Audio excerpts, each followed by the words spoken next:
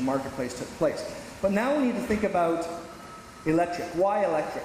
So let's look at a few ideas here. So first of all, you look at opportunities for other alternative fuels, whether it be hydrogen, ethanols, whatever. The idea of the infrastructure required to create, for example, like a hydrogen highway, that's a lot of work.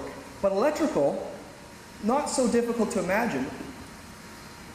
And I think in Canada especially, you look at the marketplace where, as a climate, we're used to plugging vehicles in, our block heaters. I went up to Anthony's spot at Deerhurst over the weekend, and every parking lot had an outlet.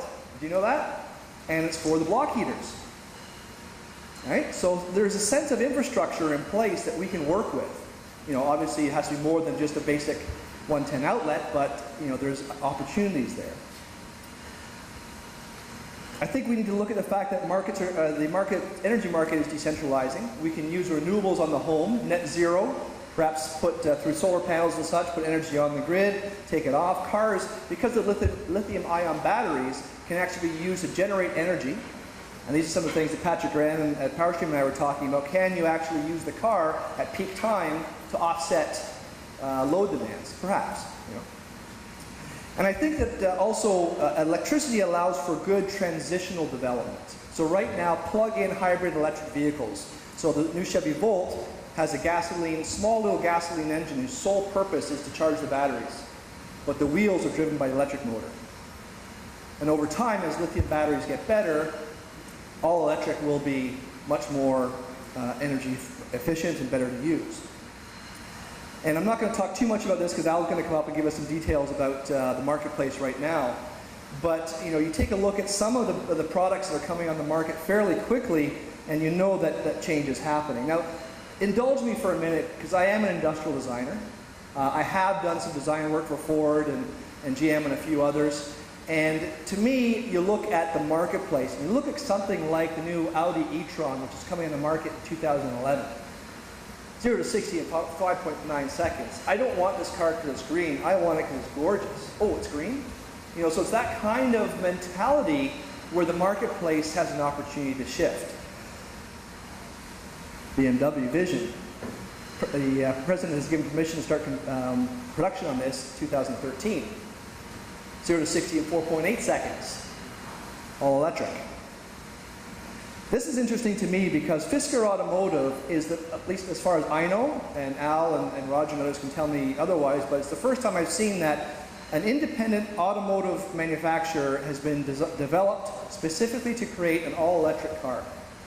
So the gentleman here, Henrik Fisker, he actually came from BMW and actually helped to design some of the cars at Porsche, and has now created this all-electric car that he wants to put in the market. And I love his statement here. Our goal is to make eco-friendly cars without compromise, either in performance or design.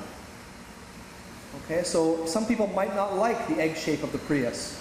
Sorry, I don't want to be driving down the road in that. I can't afford this, but where's my middle ground? And is there at least influence? And the pièce de résistance, the new Porsche 918 Spyder. 0 to 60 in 3.2 seconds, ladies and gentlemen. And they've unveiled this at the Geneva Auto Show, and the president said they have never designed a car that they've not taken to production, which I thought was a great statement to make. He won't give us a date, but if you go on YouTube and you research some of this, you can tell they're proud of this car. And one thing that they're saying is that it's about improvement of technology. What electric does is gives you low-end torque, but gasoline gives you horsepower for duration. And I think that is pretty amazing. Now, let's think a little bit because, as soon as you start talking about these high-end products and stuff, you get someone who's very environmentally conscious and says, well, you're just creating products and you're not trying to save the planet. But you look about the way markets evolve, and it's always based on supply versus demand. You look at some of the products here, and you recognize the fact that when they first came on the marketplace, they were completely out of reach. Personal computers. Remember plasma screen TVs when they first came out? $20,000 for a unit. I remember that.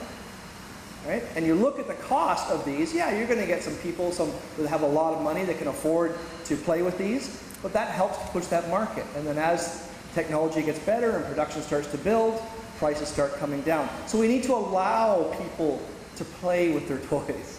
We need to allow the market to experience what's possible to drive that change. So next steps for EC3. I think it's important to recognize that infrastructure is getting a lot of support right now. But we need to find a way to bring all of that together. Allow people like yourselves here to talk amongst yourselves, ask hard questions. I don't want everybody to be yes people here. I want to challenge things. And we want to record those challenges so we can help to make changes in the future, okay, moving forward.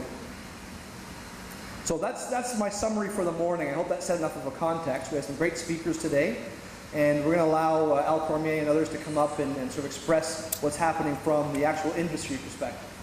Thank you very much for your time.